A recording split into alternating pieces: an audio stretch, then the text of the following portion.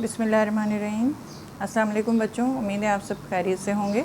आज मैं FSc part 2 class 12 ICS part 2 के फ़िज़िक्स का चैप्टर नंबर 12 इलेक्ट्रोस्टैटिक्स का एक टॉपिक जो कि बहुत इम्पॉर्टेंट है लेकर आई हूँ, that is electric polarisation of dielectric. बच्चों, आपको याद होगा कि पिछली वीडियो में मैंने आपको बताया था कि कैपेसिटेंस जो है वो किसी भी कैपेसिटर का फिक्स्ड, यानी कि अगर वो फिक्स्ड कैपेसिटर है तो हम वो फिक्स कैपेसिटर को यूज़ करते हैं ज़्यादातर सर्किट्स में। अदरवाइज़ वेरिएबल कैपेसिटर्स भी होते हैं, लेकिन we normally use the fix capacitors in the circuits.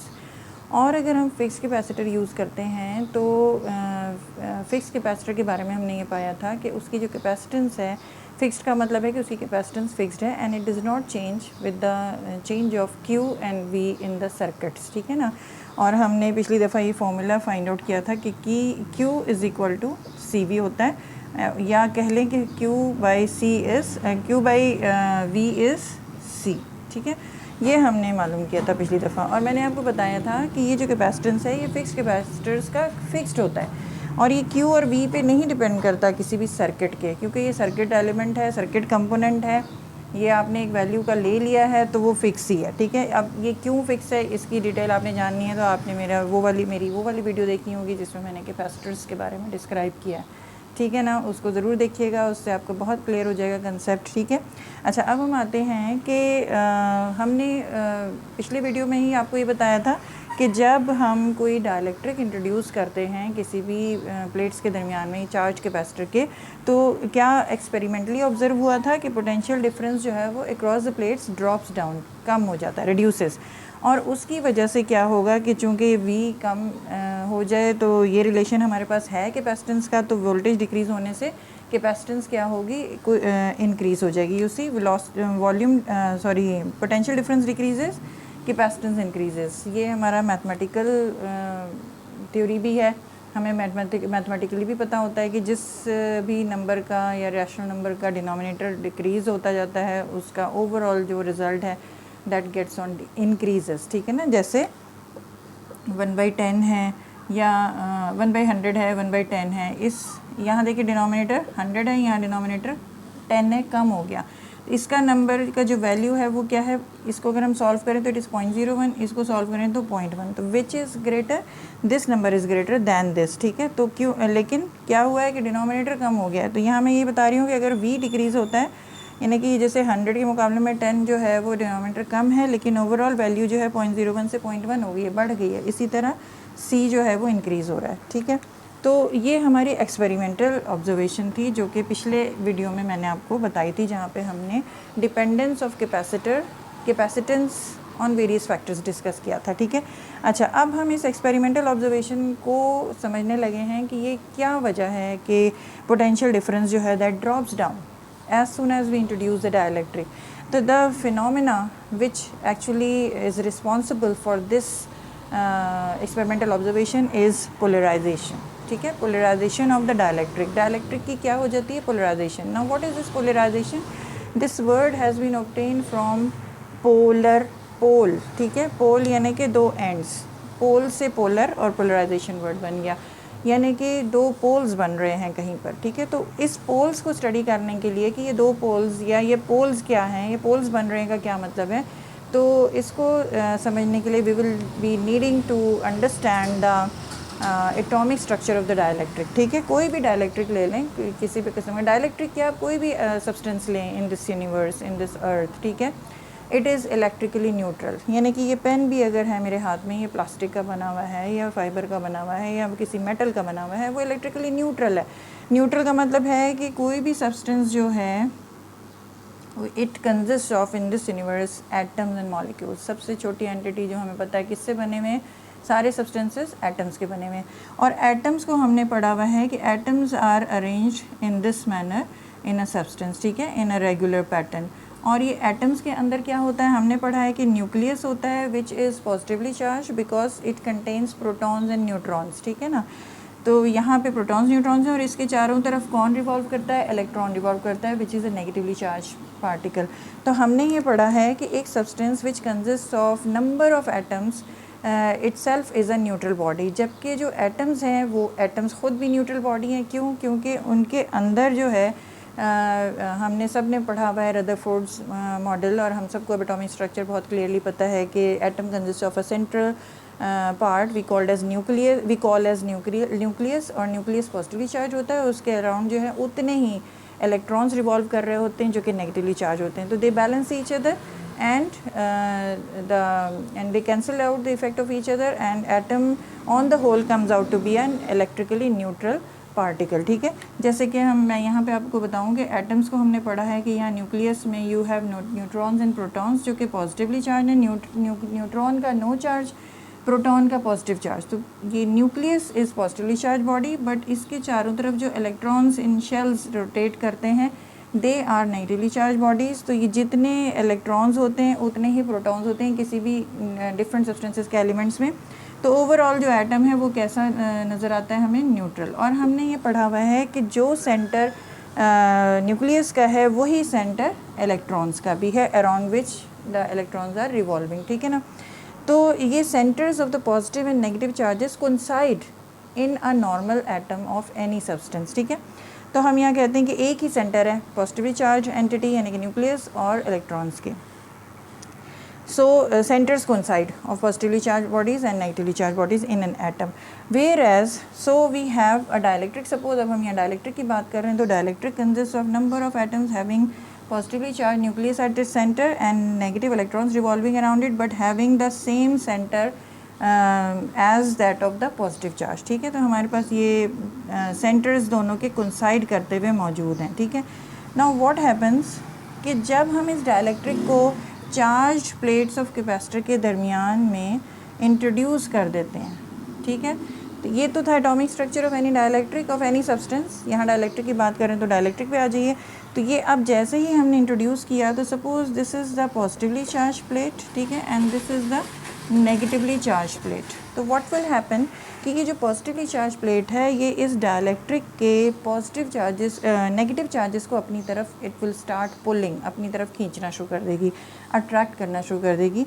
तो ये जो सेंटर एक ही है पॉजिटिव और नेगेटिव चार्जेस का initially in the atom of the dielectric, that gets separated. वो सेंटर जो है पॉजिटिव और नेगेटिव का क्या हो गया? सेपरेट हो गया। और क्या हो जाएगा? यहाँ पे मैं दूसरे पेन से यहाँ पे दिखा दूँ आपको कि यहाँ नेगेटिव चार्ज आ जाएगा और यहाँ पे positive. They will be separated and the shape of the this almost spherical atom will be a bit elongated now.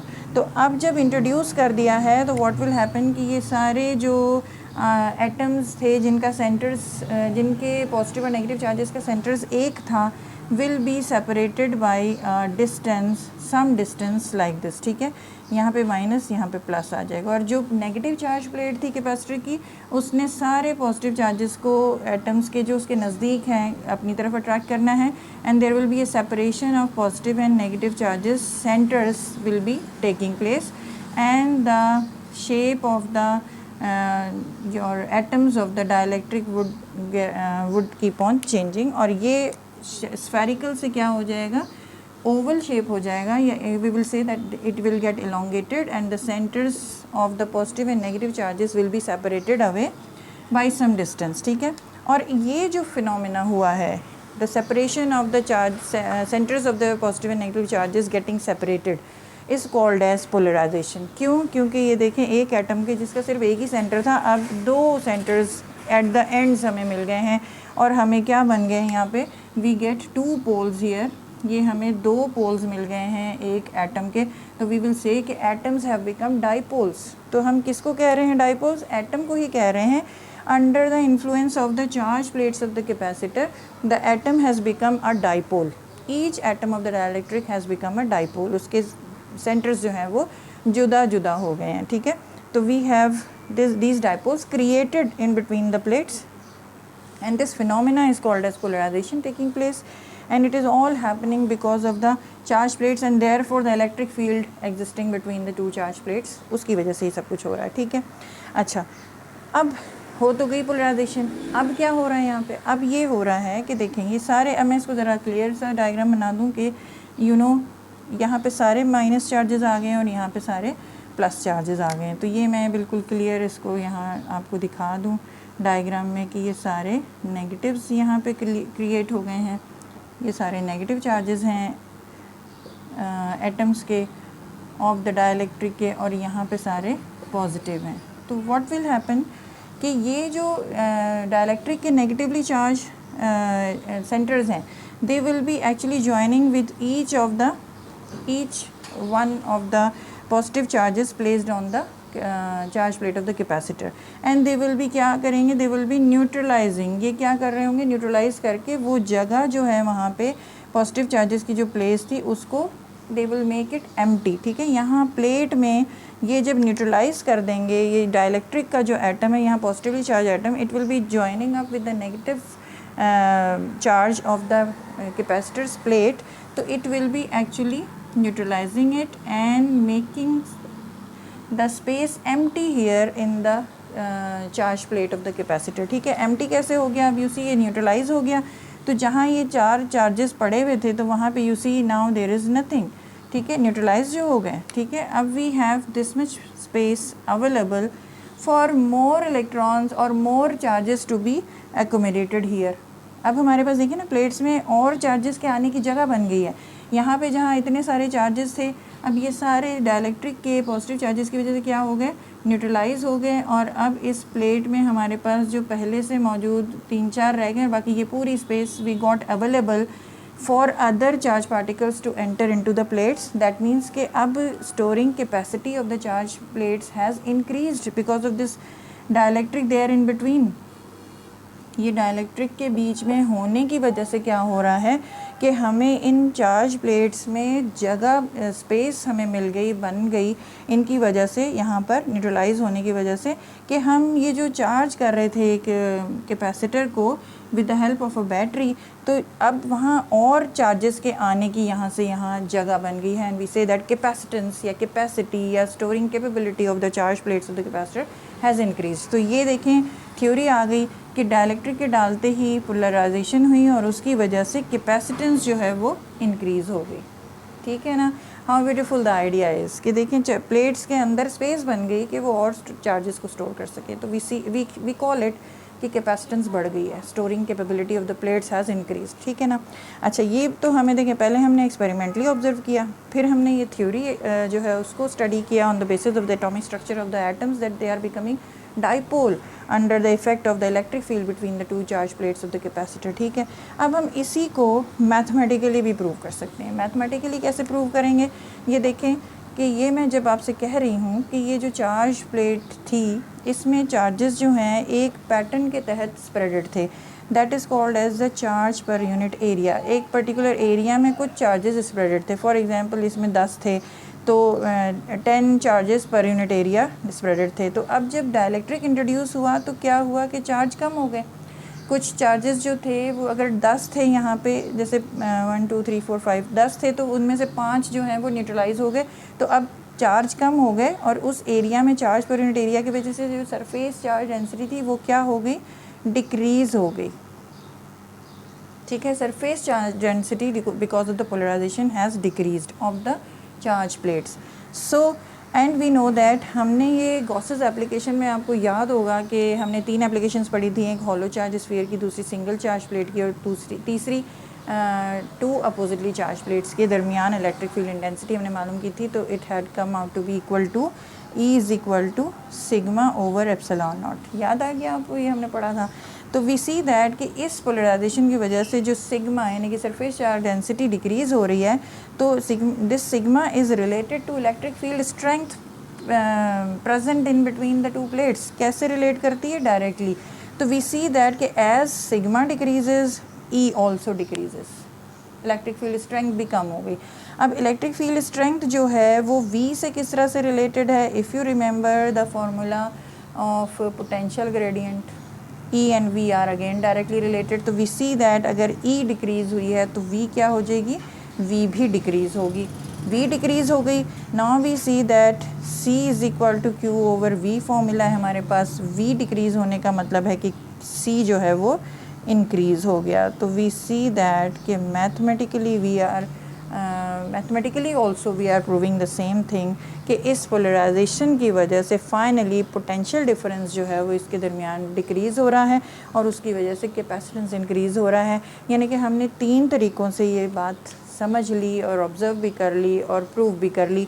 Experimentally observe किया, थियोरेटिकली हमने ये प्रूव किया और ये हमने मैथमेटिकली भी प्रूव कर दिया। So it is such a beautiful concept to understand the electric polarization of dielectric, important for short questions in exams। इस पे बेस्ड आपसे कुछ भी वो सवाल पूछ सकते हैं, डेफिनेशन ऑफ डाइपोल पूछ सकते हैं, पोलराइजेशन की डेफिनेशन पूछ सकते हैं, ये पूछ सकते हैं कि क्यों वोल्टेज ड्रॉप होता है, क्या वजह है, and anything can be asked. और इसके अलावा भी अगर आपको कोई प्रॉब्लम आती है तो ज़रूर पूछें, कमेंट बॉक्स में ज़रूर लिखें।